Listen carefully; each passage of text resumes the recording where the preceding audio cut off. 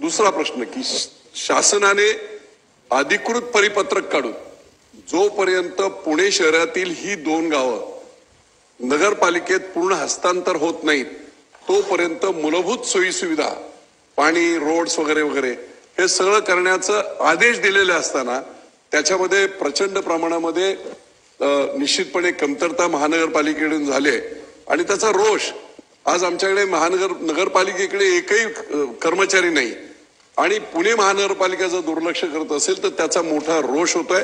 राजकीय दृष्ट्या सुद्धा असा अपप्रचार केला जातो की पुणे महानगरपालिकेतून आपण बाजूला गेलो म्हणून हा सगळा त्रास होतोय। आणि म्हणून माझा स्पेसिफिक दुसरा प्रश्न आहे, राज्य शासनाने दिलेले माननीय मुख्यमंत्र्यांनी दिलेली जी डायरेक्शन्स आहेत लेखी त्याप्रमाणे सोयी सुविधा पूर्णपणे सुरू राहाव्यात। जी टेंडर झालेली होती टॉयलेटचे टेंडर सुद्धा रद्द केले, त्यामुळे जी टेंडर झाली होती अगदी स्पेसिफिक इन्स्ट्रक्शन होती, चालू कामं असतील नवीन निविदा झालेल्या असतील वर्क ऑर्डर दिलेल्या असतील ती सर्व कामं महानगरपालिकेने केली नाहीत। ती सर्व कामे करण्याचे आदेश माननीय मंत्री महोदय देतील का?